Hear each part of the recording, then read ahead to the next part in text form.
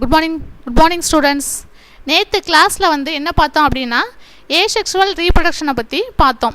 Asexual ரீப்ரொடக்ஷனில் methods பார்த்தோம். என்னென்ன methods அப்படின்னா vegetative reproduction in root, stem, leaf பார்த்தோம். அதில் நேச்சுரல் மெத்தடு பார்த்தோம், ஆர்டிஃபிஷியல் மெத்தடு பார்த்தோம். இப்போ நேச்சுரல் மெத்தட்ஸில் நிறைய டிஃப்ரெண்ட்ஸ் மெத்தட்ஸ் பார்த்தோம். அதுலேருந்து எப்படி ஒரு நியூ பிளான்ஸை கல்டிவேட் பண்ணி நம்ம ஈல்டிங் கொண்டு வரோம் அப்படிங்கிறதே பார்த்தோம். இன்றைக்கி என்ன பார்க்க போகிறோம் அப்படின்னா செக்ஷுவல் ரீப்ரொடக்ஷன் பார்க்க போகிறோம். Today see about asexual reproduction. நேற்று கிளாஸில் ஏசெக்சுவல் ரீப்ரொடக்ஷன் பார்த்தோம். இன்னைக்கு கிளாஸில் செக்ஷுவல் ரீப்ரொடக்ஷன் பார்க்க போகிறோம். ஓகேவா? இப்போ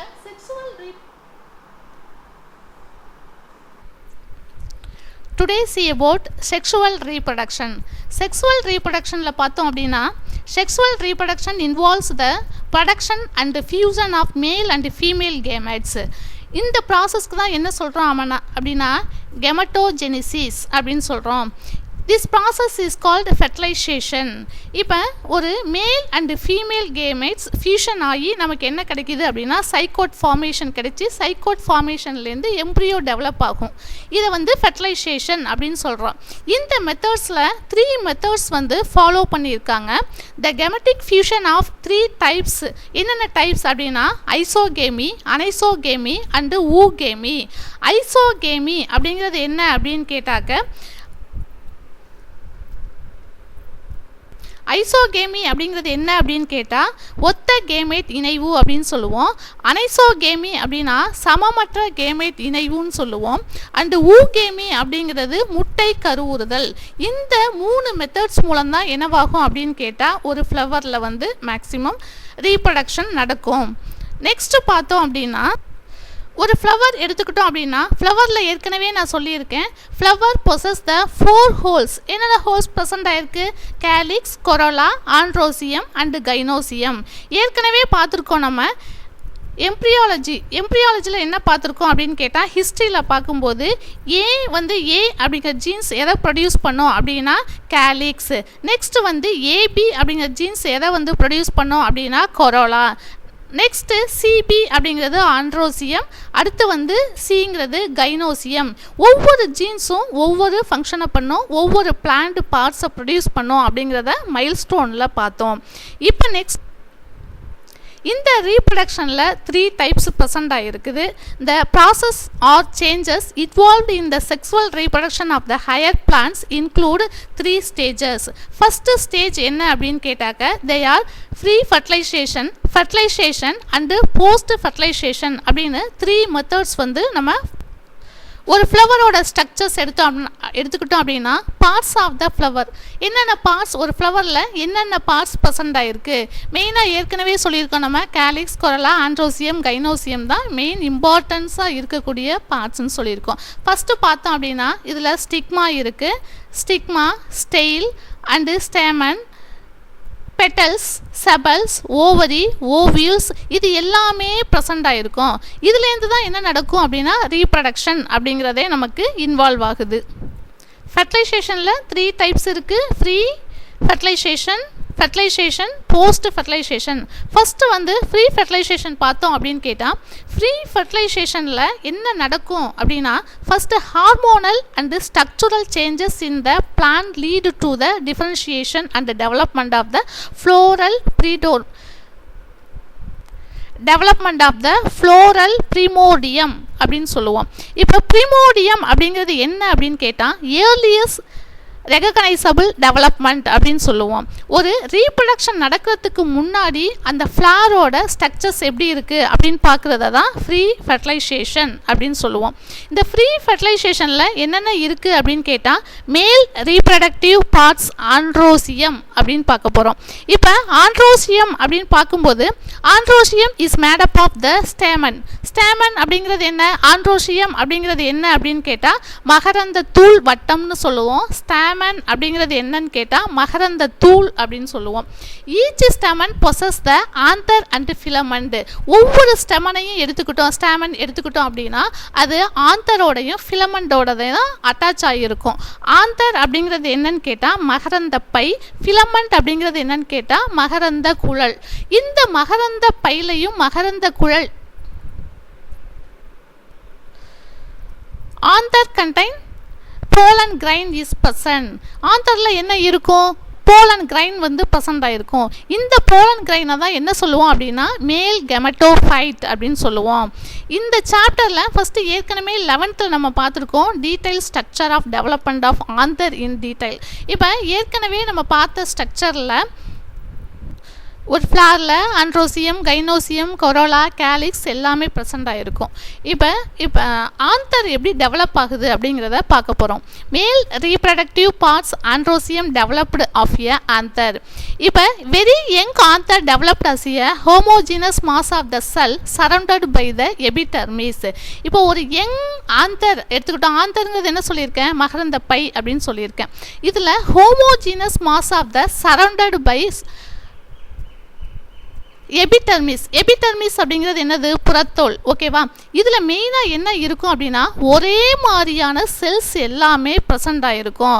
டூரிங் இஸ் டெவலப்மெண்ட் இந்த ஆந்தர் டெவலப் ஆகும்போது இந்த ஆந்தர் அசூம்ஸ் எ 4 lobes ஸ்ட்ரக்சர். 4 lobes இருக்கக்கூடிய ஸ்ட்ரக்சரை வந்து டெவலப் பண்ணும். யார்? ஆந்தர் வந்து டெவலப் பண்ணும். அப்போ ஒவ்வொரு லோப்ஸ்லையும் என்ன இருக்கும் அப்படின்னா in each lobes row few rows of hypothermal cells became enlarged and the nucleus is present. அந்த எபிடெர்மல் செல்ஸுக்கு கீழே இருக்க லேயருக்கு கீழே இருக்கக்கூடிய செல்ஸை வந்து ஹைபோடெர்மல் செல் அப்படின்னு சொல்லுவோம். இந்த செல் எப்படி இருக்கும் அப்படின்னு கேட்டால் என்லார்ஜாக இருக்கும், ப்ளஸ் வந்து நியூக்ளியஸ் இதில் ப்ரெசென்ட் ஆகிருக்கும். இந்த செல்ஸ் தான் என்னவாகும் அப்படின்னு கேட்டால் மல்டிப்ளிகேஷன், அதாவது ரீப்ரடக்ஷனுக்கு மெயினாக யூஸ் ஆகும். ஸோ இந்த செல்ஸை என்ன சொல்கிறோம் அப்படின்னு கேட்டால் ஆர்ச்சஸ்போரியம் அப்படின்னு சொல்லுவோம். இந்த ஆர்ச்சஸ்போரியம் செல்ஸ் வந்து செல் டிவிஷன் நடக்க போகுது. இந்த archesporial cell divided by periclinal division to form a primary parietal cells towards the epidermis and primary sporogenous cells produce பண்ணும்.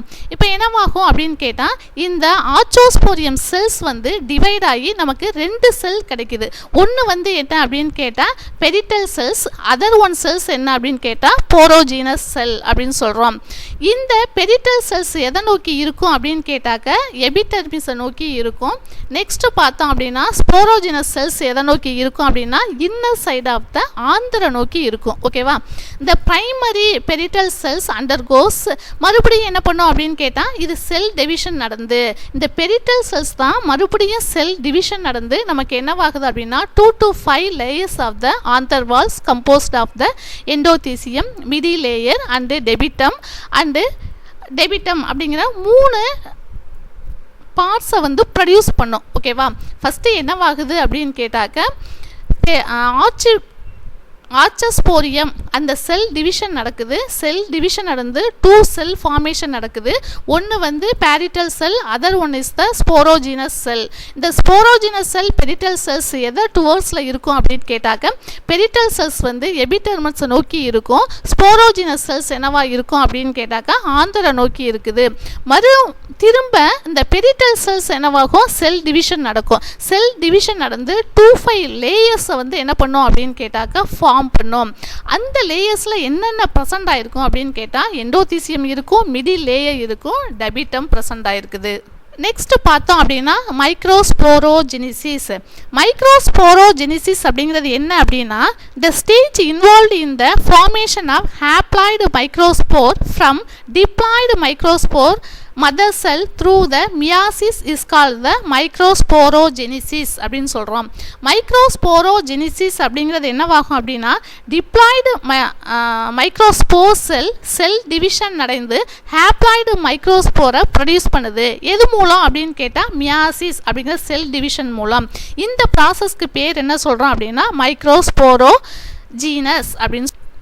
பெரிட்டல் செல் டிவிஷன் முடிஞ்சிருச்சு. இப்போ ஸ்போரோஜினஸ் செல் வந்து டிவிஷன் ஆகுது. டிவிஷன் ஆகும்போது sporogenous cell divided into sporogenous டிஷ்யூவாக டிவைட் ஆகுது. இந்த sporogenous tissue function as a microspore mother sell.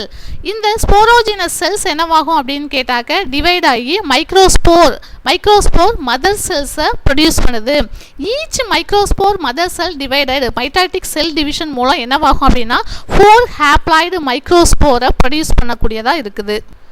Sporogenous sell divide ஆகி மைக்ரோஸ்போரோஜினஸ் டிஷ்யூவை ப்ரொடியூஸ் பண்ணுது. மைக்ரோஸ்போரோஜினஸ் டிஷ்யூ வந்து டிவைட் ஆகி நமக்கு என்ன கிடைக்குது அப்படின்னா மைக்ரோஸ்போர் மதர் செல்ஸை ப்ரொடியூஸ் பண்ணுது.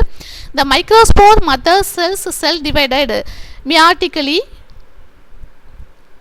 to form a tetrad of 4 haploid microspore. இது என்ன பண்ணும் அப்படின்னா 4 ஹேப்ளாய்டு மைக்ரோஸ்போரை ப்ரொடியூஸ் பண்ணக்கூடியதாக இருக்குது. இந்த ஒவ்வொரு மைக்ரோஸ்போர் என்ன பண்ணும் அப்படின்னு கேட்டால் microspore soon separate from the one another and remain free in the anther local and developed into the pollen grain. ஒவ்வொரு மைக்ரோஸ்போரும் என்ன பண்ணும் அப்படின்னு கேட்டால் அந்த ஆந்தர்லேருந்து அதாவது கிளம்பாக இருக்கக்கூடிய ஒவ்வொரு மைக்ரோஸ்போரும் ஒன்றொன்னா டெவலப் ஆகி செப்பரேட் ஆகி அதில் போலன் கிரைன் வந்து என்னவாகும் அப்படின்னு கேட்டால் டெவலப்மெண்ட் ஆகிருக்கும், ப்ரொடக்ஷன் ஆகிக்கிட்டே இருக்கும். மைக்ரோஸ்போர் எப்படி டெவலப் ஆகுது அப்படின்னு சொல்லி டயக்ராமில் கொடுத்துருக்காங்க. டயக்ராம் இப்போ எக்ஸ்பிளைன் பண்ணுறேன், பார்க்கலாம். அதுக்கு முன்னாடி சம் பிளான்ஸ் ஃபார் எக்ஸாம்பிள் வந்து கேலோட்ராபிஸ் அப்படிங்கிறது என்னன்னு கேட்டால் எருக்கு. அந்த எருக்கு அப்படிங்கிற பிளான்ட்டில் பார்த்தோம் அப்படின்னு கேட்டால் அந்த மைக்ரோஸ்போர் எப்படி இருக்கும் அப்படின்னா microsporangium remain held together held pollinium, அதாவது கூட்டமாக இருக்கும். அதில் அந்த செல்ஸ் எல்லாமே எப்படி இருக்கும் அப்படின்னு கேட்டால் கிளம்பாக கூட்டமாக இருக்கும். அதுக்கு பேர் என்ன சொல்கிறோம் அப்படின்னு கேட்டால் பொலினியம் அப்படின்னு சொல்றோம். இந்த pollinium are attached to the clamp or clip like sticky structure called corpusculum அப்படின்னு சொல்றோம். இது எப்படி இருக்கும் அப்படின்னா ஸ்டிக்லினா ரொம்ப அப்படியே டென்சென்ட்டாக இருக்கக்கூடியதாக இருக்கும். அந்த மாதிரி ஸ்ட்ரக்சருக்கு வந்து என்ன சொல்கிறோம் அப்படின்னா கார்பஸ்குலம் அப்படின்னு சொல்லுவோம். இந்த filamentous or thread like structure. Filament அப்படிங்கிறது என்னன்னு கேட்டால் நூல் வடிவில் இருக்கும். எது அப்படின்னு கேட்டால் மகரந்த குழல் இருக்கு இல்லையா, அது எப்படி இருக்கும் அப்படின்னு கேட்டால் த்ரெட் லைக் ஸ்ட்ரக்சரில் இருக்கும். அந்த மாதிரி இருக்கக்கூடியதுக்கு என்ன சொல்கிறோம் அப்படின்னு கேட்டால் இந்த filamentous or thread like parts arising from the each polonium is called retinaculum அப்படின்னு சொல்லுவோம். The whole structure looks like a inverted letters Y and is called the translator. இந்த whole structure பார்க்கும்போது எப்படி இருக்கும் அப்படின்னு கேட்டால் inverted letters Y ஷேப்பில் இருக்கக்கூடிய லெட்டர்ஸாக ப்ரெசென்ட் ஆகிருக்கு. இப்போ என்ன பார்க்க போகிறோம் அப்படின்னா டயக்ராம் பார்க்குறோம். டயக்ராம் பாருங்கள். டயக்ராம் பார்க்கும்போது எப்படி இருக்கும் அப்படின்னு கேட்டால் ஃபஸ்ட்டு வந்து என்ன கொடுத்துருக்காங்க அப்படின்னா ஆந்தர் கொடுத்துருக்காங்க. ஆந்தர் ப்ரிமோடியம் அப்படிங்கிறது என்ன சொல்லியிருக்கேன் அப்படின்னு கேட்டால் ஏற்கனவே நான் ஏர்லியஸ்ட் ரெகக்னைசபிள் டெவலப்மெண்ட் அப்படின்னு சொல்லியிருக்கேன். இப்போ இதில் செகண்ட் ஸ்டேஜில் எல்லா செல்ஸுமே ப்ரெசென்ட் ஆகிருக்குது. நெக்ஸ்ட்டு பார்த்தோம் அப்படின்னு கேட்டாக்க ஆர்ச்சிபோரியல் செல்ஸ் வந்து எப்படி டெவலப் ஆகுது அப்படின்னு பார்க்குறோம். ஆர்ச்சஸ்போரியல் செல்ஸுங்கிறது இந்த செல்ஸ் தான் நம்ம என்ன சொல்கிறோம் அப்படின்னு கேட்டால் ஆர்ச்சஸ்போரியல் செல் அப்படின்னு சொல்கிறோம். இந்த ஆர்ச்சஸ்போரியல் செல் எங்கே ப்ரெசென்ட் ஆகிருக்கும் அப்படின்னு கேட்டால் இந்த எபிடெர்மல் லேயருக்கு கீழே வந்து என்னவாகும் அப்படின்னா ப்ரெசென்ட் ஆகிருக்கும். இதுக்கு பேர் ஹைபோடெர்மல் அப்படின்னு சொல்லுவோம். இந்த செல்ஸ் எப்படி இருக்கும் அப்படின்னு கேட்டால் பார்க்க என்லார்ஜாக இருக்கும். இதில் என்ன இருக்கும் அப்படின்னு கேட்டால் நியூக்ளியஸ் ப்ரெசென்ட் ஆகிருக்கும். இந்த நியூக்ளியஸ் ப்ரெசென்ட் ஆகிருக்கிறதுனால தான் இந்த ஆர்ச்சஸ்போரியல் செல் வந்து செல் டிவிஷன் நடந்து நமக்கு என்ன கிடைக்குது, 2 டைப்ஸ் ஆஃப் செல் கிடைக்குது. ஒன்று வந்து பெரிட்டல் செல், அந்த வந்து ஸ்போரோஜெனிசிஸ் செல்ஸ் கிடைக்குது.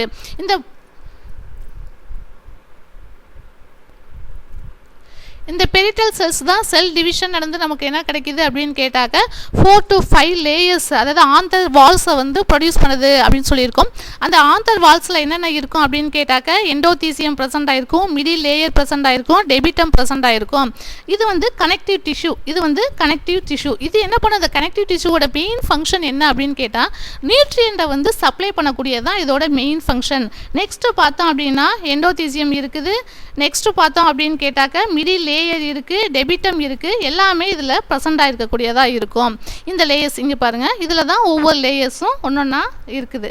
நெக்ஸ்ட்டு பார்த்தோம் அப்படின்னு கேட்டால் ஸ்போரோஜெனிசிஸில் என்னவாகும் அப்படின்னு கேட்டால் செல் டிவிஷன் நடந்து அந்த ஸ்போரோஜெனிசிஸ் சிங்கிள் செல் வந்து செல் டிவிஷன் நடந்து ஸ்போரோஜெனிசிஸ் டிஷ்யூவை ப்ரொடியூஸ் பண்ணுது. அதுலேருந்து என்னவாகும் அப்படின்னு கேட்டால் மதர் செல்ஸ் வந்து ப்ரொடியூஸ் ஆகும். அந்த மதர் செல்ஸ் பார்க்க எப்படி இருக்கும் அப்படின்னு கேட்டால் 4 ஹேப்ளாய்டு மைக்ரோஸ்போராக ப்ரெசென்ட் ஆகிருக்கு அப்படிங்கிறது பார்த்தோம். ஒவ்வொரு மதர் ஸ்போர்லையும் என்ன இருக்கும் அப்படின்னு கேட்டாக்க ஆந்தர் கிரைன்ஸ் வந்து எல்லாமே ப்ரெசென்ட் ஆகிருக்குது. Each microspore separated from one another and remaining free in the another locus and developed into the pollen grain. இப்போ ஒவ்வொரு செல்ஸும் தனித்தனியாக செப்பரேட் ஆகி என்ன பண்ணும் அப்படின்னு கேட்டால் போலன் கிரைனை ஃபார்ம் பண்ணும். சில இதில் எப்படி இருக்கும் அப்படின்னா இந்த செல்ஸ் வந்து கிளம்பாக இருக்குது. ஃபார் எக்ஸாம்பிள் ஏற்கனவே சொல்லியிருக்கேன் நான், கேலோட்ராபிஸ் எருக்கில் பார்த்தோம் அப்படின்னா செல்ஸ் எல்லாமே அப்படியே நெருக்கமாக கூட்டமாக இருக்கும். இதுக்கு பேர் என்ன சொல்கிறோம் அப்படின்னு கேட்டால் பொலினியம்னு சொல்லியிருக்கோம். சில இதில் எப்படி இருக்கும் அப்படின்னு கேட்டால் அந்த போலன் மைக்ரோஸ்போர்ஸ் ஸ்பொராஞ்சியம் எப்படி இருக்கும் அப்படின்னு கேட்டாக்கா clamp and clip like sticky ஸ்ட்ரக்சராக ப்ரெசென்ட் ஆகிருக்கும். அதுக்கு பேர் கார்பஸ் குளம் அப்படின்னு சொல்லியிருக்கோம். சிலதில் எப்படி இருக்கும் அப்படின்னா த்ரெட் லைக் ஸ்ட்ரக்சரில் மகரந்த குழல் வந்து த்ரெட் லைக் ஸ்ட்ரக்சரில் இருக்கும். அதுக்கு பேர் என்ன சொல்லியிருக்கோம் அப்படின்னா ரெட்டினாகுலம்னு சொல்லியிருக்கோம். இந்த டோட்டல் ஸ்ட்ரக்சர் பார்க்கும்போது என்னவா இருக்கும் அப்படின்னு கேட்டால் ஒய் ஷேப்பில் இருக்கும். இதுக்கு தான் பேர் டிரான்ஸ்லேட்டர் அப்படின்னு சொல்கிறோம். இப்போ இந்த கிளாஸில் என்னென்ன பார்த்தோம் அப்படின்னு கேட்டாக்க செக்ஷுவல் ரீப்ரொடக்ஷன் பார்த்தோம். செக்ஷுவல் ரீப்ரொடக்ஷனில் என்னென்ன இருக்குது அப்படின்னு கேட்டாக்க ஃப்ளவர்ஸ் பார்த்தோம். ஃப்ளவர்ஸில் என்னென்ன பார்ட்ஸ் இருக்குதுன்னு பார்த்தோம். அதில் அந்த ஸ்டேஜ் கேமெட்டிக் ஃபியூஷனில் வந்து 3 டைப்ஸ் வந்து ஃபாலோ பண்ணுறோம். அனைசோகேமி, ஐசோகேமி, ஊகேமி. ஃப்ளவர்ஸ் பார்த்தோம் அப்படின்னா important essential parts calyx, corolla, gynoecium, androecium பார்த்தோம். நெக்ஸ்ட்டு இந்த ஏசெக்ஷுவல் ரீப்ரொடக்ஷனில் 3 மெத்தட்ஸ் ஃபாலோ பண்ணுறோம். Pre fertilisation and post fertilisation. கருவுறுதலுக்கு முன், கருவுறுதலுக்கு பின் எப்படி இருக்குது அப்படிங்கிறத பார்த்தோம். அதில் மேல் ரீப்ரொடக்டிவ் பார்ட்ஸ் பார்த்தோம். ஆண்ட்ரோசியத்துலேருந்து டெவலப்மெண்ட் ஆஃப் ஆந்தர் எப்படி டெவலப் ஆகுது, மைக்ரோஸ்போரோஜெனிசிஸ் அப்படின்னா என்ன, நெக்ஸ்ட்டு வந்து ஆந்தர் டெவலப்மெண்ட்டில் என்னென்ன ஸ்டேஜஸ் இருக்குது அப்படிங்கிறத டோட்டலாக பார்த்தோம். நெக்ஸ்ட்டு வந்து டிஎஸ் மெச்சூர் ஆந்தர் எப்படி டெவலப் ஆகுதுங்கிறத நாளைய கிளாஸ் பார்ப்போம். நாளைய கிளாஸில் டிஎஸ் ஆஃப் மெச்சூர் ஆந்தர் எப்படி டெவலப் ஆகுது, அதில் என்னென்ன இருக்குது அப்படின்னு கேட்டாக்க த டைப்பிக்கல் ஆந்தர் இஸ் டெட்ராஸ்பொரான்சியம். அதில் ஆந்தர் வால், எபிடர்மிஸ், எண்டோதிசியம், மிடில் லேயர், டெபிட்டம், இது எல்லாமே இருக்குது. இந்த கிளாஸை நாளைக்கு பார்ப்போம். Thank you student.